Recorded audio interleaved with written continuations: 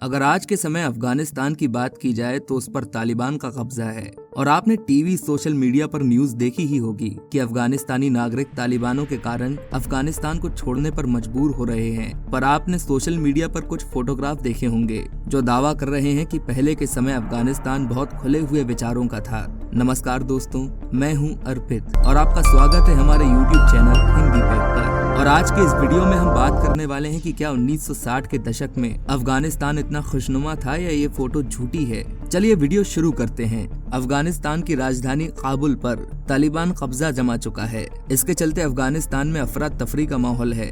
दरअसल हजारों लोग तालिबान के पहले शासन के चलते घबराए हुए हैं, पर बड़े से बड़े तानाशाह के सत्ता परिवर्तन में भी हमने ऐसा असर नहीं देखा जो अफगानिस्तान में तालिबान के कदम रखते ही देख रहे हैं। लोग इस परिवर्तन के कारण जबरदस्त घबराए हुए हैं और इसी घबराहट का नतीजा है कि काबुल एयरपोर्ट पर जबरदस्त भगदड़ देखने को मिली। वैसे अगर देखा जाए तो अफगानिस्तान के लोग इस देश से दूर चले जाना चाहते हैं, पर ऐसा क्यों? क्योंकि तालिबान के पिछले शासनकाल में महिलाओं की आजादी को पूरी तरह से खत्म किया गया था। तालिबान ने सजा देने के इस्लामिक तौर तरीकों को लागू किया था। महिलाओं का अकेले निकलना बैन था, नौकरी करने पर प्रतिबंध था, बुर्का ना पहनने पर सरेआम पीटा जाता था। ये हुई तालिबान शासन की बात। लोगों के अफगानिस्तान छोड़ने के कारणों पर भी आपका ध्यान जाना चाहिए, क्योंकि कोई भी व्यक्ति इतनी आसानी से उस देश को नहीं छोड़ता जहां वो पैदा हुआ था। पर अब उन फोटोग्राफ की बात कर लेते हैं जिनके बारे में कहा जा रहा है कि तालिबान के शासन से पहले अफगानिस्तान ऐसा था।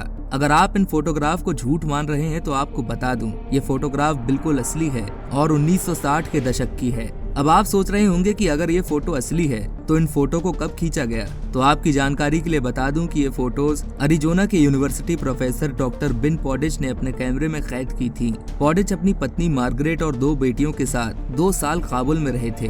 पॉडिच ने ये फोटो 1967 में तब ली थी जब टीचर्स यूनेस्को के साथ मिलकर काबुल के हायर टीचर्स कॉलेज में काम कर रहे थे।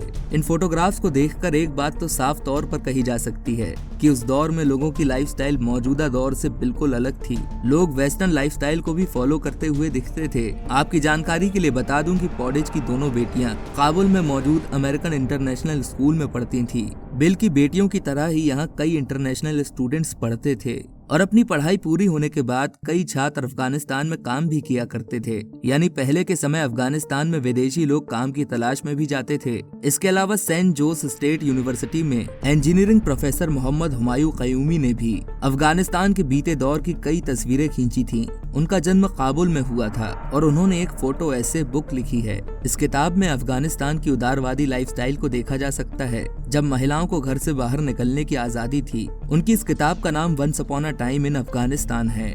आपकी जानकारी के लिए बता दूं कि इस किताब में 1950, 60 और 70 के दशक के अफगानिस्तान को दिखाया गया है। इन तस्वीरों में देखा जा सकता है कि उस दौर में महिलाएं यूनिवर्सिटी लेवल के एजुकेशन को प्राप्त कर सकती थीं, अपनी महिला दोस्त के साथ बेझिझक घूम सकती थीं और पश्चिमी परिधान जैसे शॉर्ट स्कर्ट्स में भी घूम सकती थी। इन तस्वीरों में अफगानिस्तान के खुशहाल दौर को दिखाया गया है। साल 2001 में रिलीज हुई bureau of democracy, human rights and labour की एक स्टेट डिपार्टमेंट रिपोर्ट के मुताबिक 1920 के दौर में महिलाओं को वोट देने का अधिकार प्राप्त था। उन्हें 1960 के अफगानिस्तान के संविधान में बराबरी का दर्जा था। और एक बात जानकर आप पूरी तरह हैरान हो जाएंगे कि 70 के दशक में अफगानिस्तान में लगभग 70% स्कूल टीचर्स महिलाएं थीं। इसके अलावा 50% सरकारी कर्मचारी भी महिलाएं थीं और 40% डॉक्टर्स भी महिलाएं ही थीं। हालांकि अफगानिस्तान में 1990 के दौर के बाद से चीजें बहुत तेजी से बदली हैं। अफगानिस्तान की एक मशहूर डायरेक्टर ने दुनिया के कई देशों से अपील की है कि तालिबान के आने के बाद अफगानिस्तान की महिलाओं के हालत बदतर होने वाले हैं, इसलिए इस मुश्किल में उन्हें अकेला न छोड़ा जाए। अमेरिका ने 7 अक्टूबर 2001 में ग्लोबल वॉर ऑन टेररिज्म को लेकर अफगानिस्तान में अलकायदा और तालिबान के खिलाफ जंग शुरू की थी। तालिबान और उसके खिलाफ जंग ने देश के विकास को सैकड़ों साल पीछे धकेल दिया। 70 के दशक से पहले इस देश में ना तो कट्टरपंथ था और ना ही ऐसा खूनी संघर्ष। यहाँ के लोग बहुत ही आजाद जिंदगी जी रहे थे। ना यहाँ बुर्का पहनना जरूरी था और ना ही वेस्टर्न लाइफस्टाइल को लेकर कोई रोक टोक थी। अगर आंकड़ों की बात की जाए तो 1960 के दशक में बकरी की खाल से बना कोट अफगानिस्तान सबसे ज्यादा एक्सपोर्ट करता था। वोग के पेजेस को और अट्रैक्टिव बनाने के लिए डिजाइनर्स ने इसे कॉपी कर लिया।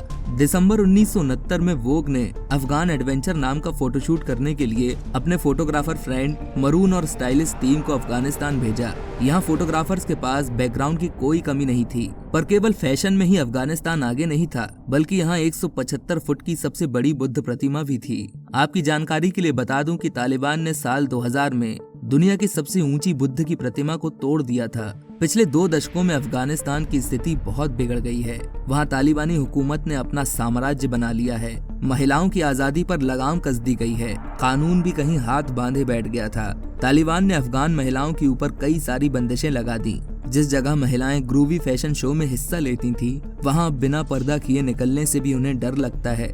एक बात साफ तौर पर कही जा सकती है कि पहले की फोटोग्राफी भी असली है और तालिबान के आने के बाद की भी फोटोग्राफी असली है।